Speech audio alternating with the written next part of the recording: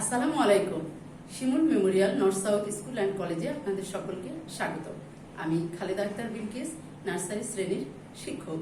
আমি আপনাদের কি ক্লাস নিব বাবুরা? বাংলা ক্লাস। আপনারা কেমন আছেন? প্রত্যেকে বাসায় আসছেন নিশ্চয়ই না?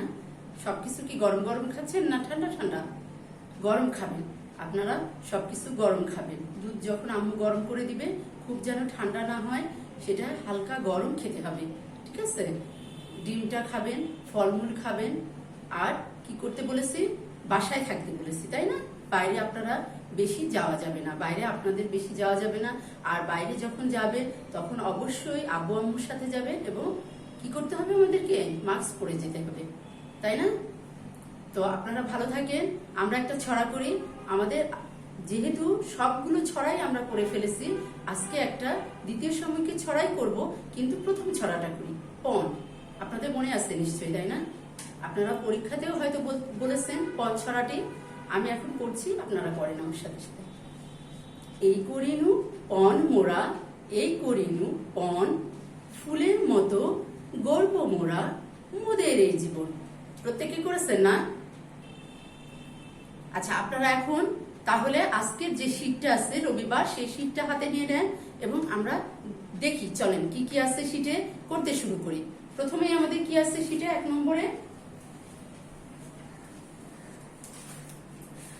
আমাদের প্রথমেই দেখেন আছে শব্দ লিখতে হবে। নিচে বর্ণগুলো দিয়ে একটি করে শব্দ গঠন করুন। কি কি? দীর্ঘ ই, তারপরে হ্রস্ব উ, দীর্ঘ উ, রি। আমরা কিন্তু এই বর্ণগুলো দিয়ে জানি কি কি শব্দ আমরা লিখবো, তাই না?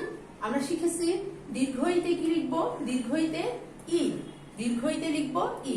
আসুন আমরা লিখি তাহলে প্রত্যেকে। দীর্ঘ ই দ, দীর্ঘ ই সঙ্গে দ বর্ণটি আমরা সংযুক্ত করব। তাহলে কি হলো? দীর্ঘ ই দ, ঈদ। ঈদের খুশি কেমন? ঈদের খুশি ঘরে ঘরে। হ্রস্ব উ, হ্রস্ব উতে কি হবে? উট, হ্রস্ব উতে উট। উট চলছে কেমন করে? মুখটি তুলে।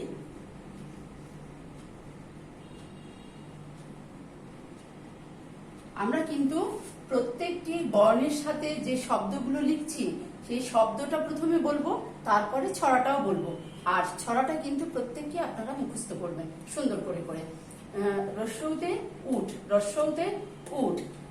দীর্ঘতে, দীর্ঘতে উষা, দীর্ঘতে কি লিখবো? উষা। উষা হাসে কোথায়? নদীর কূলে। দীর্ঘ মূর্ধন্য শয়ে আকার, এখানে দীর্ঘটা এইভাবে করে দিতাম। তাহলে দীর্ঘ দিয়ে কি লিখলাম? উষা। রিতে কি লিখবো? ঋষি। ঋষি মগ্ন কি কাজে? পূর্ণ কাজে। ঋষি, রি মূর্ধন্য, রি লিখবো প্রথমে, তারপরে মূর্ধন্য স, রস্যই কার।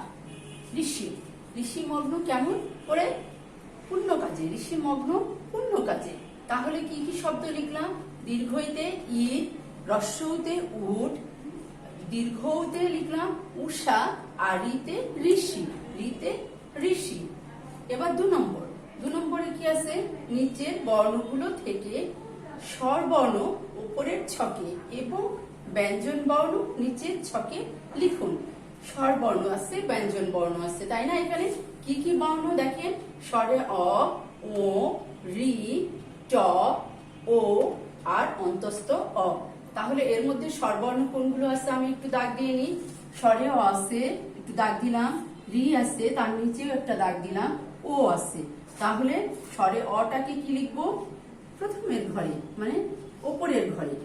তারপরে আছে ও, ওটা কি স্বরবর্ণ না ব্যঞ্জন বর্ণ? ব্যঞ্জন বর্ণ।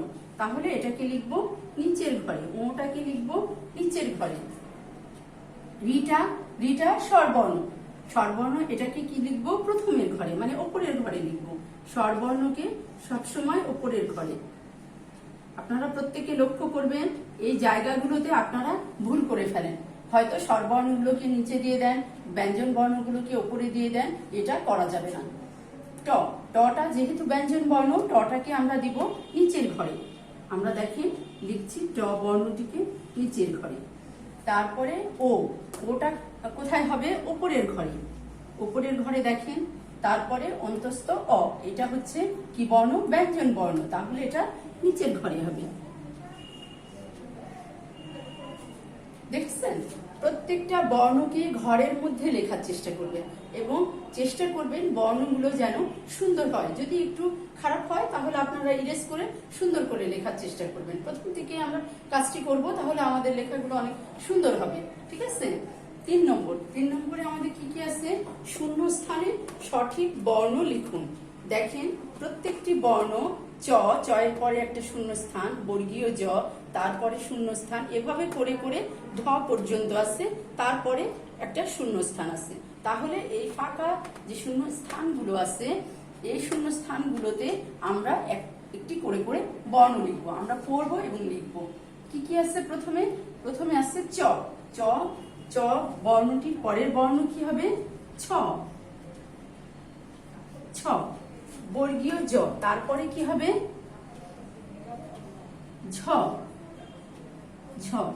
ইয়, তারপরের বর্ণটা কি হবে? ট। ঠ, তারপরের বর্ণটা কি হবে? ড। ঢ, তারপরে হবে কি? মূর্ধন্য ন। আসেন আমরা একটু পড়ি এগুলো। চ, ছ, বর্গীয় জ, ঝ, ইয়, ট, ঠ, ড, ঢ, মূর্ধন্য ন। দেখলেন তো, আমরা প্রত্যেকটি বর্ণ কিন্তু লিখে ফেললাম।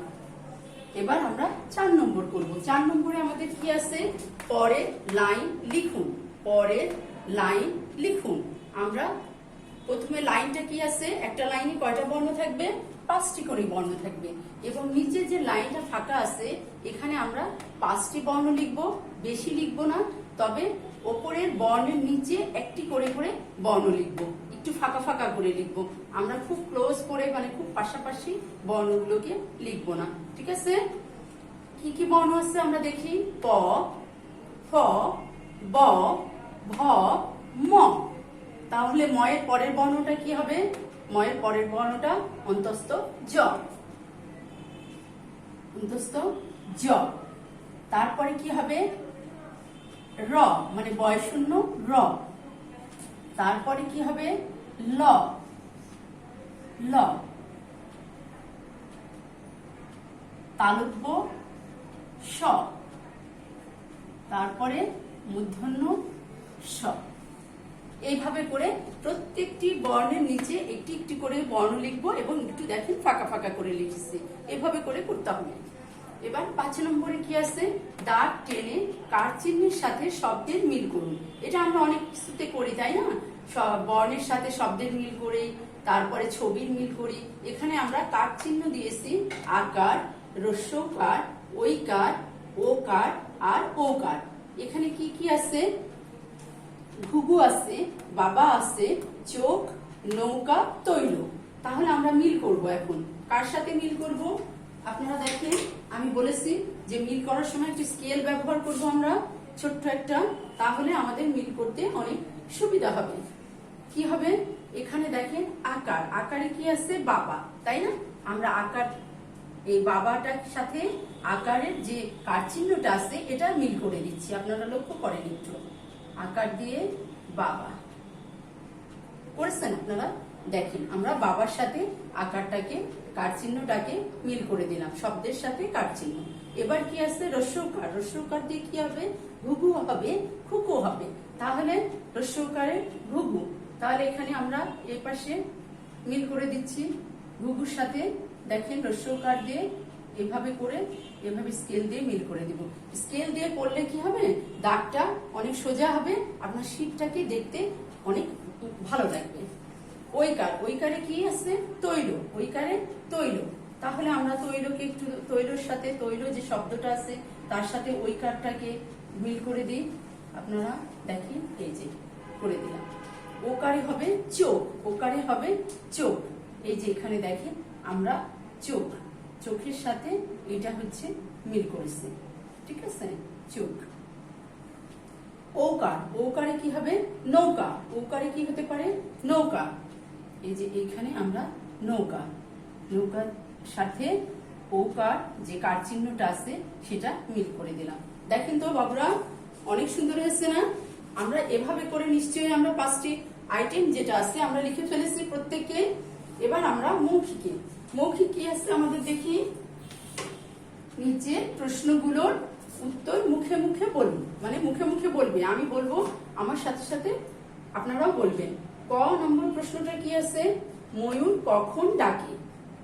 আমি প্রথমে আপনাদের একটা কথা বলেছিলাম যে কিছু কিছু প্রশ্ন আপনাদের আমি এই যে শীটের নিচে এগুলো কিন্তু আমরা দিয়ে থাকি ছড়া থেকে।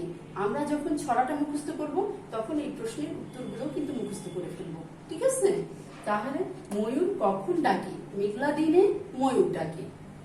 কার গানের বুলি মিষ্টি, আমরা কি জানি বুলবুলি গানের বুলি মিষ্টি, তাই না। কে চুল খুলে নাচে, কে চুল খুলে নাচে, বুলবুলি, বুলবুলি চুল খুলে নাচে। এবার 2 নম্বরে কি আছে, আপনার জানা যে কোনো 5টি সবজির নাম।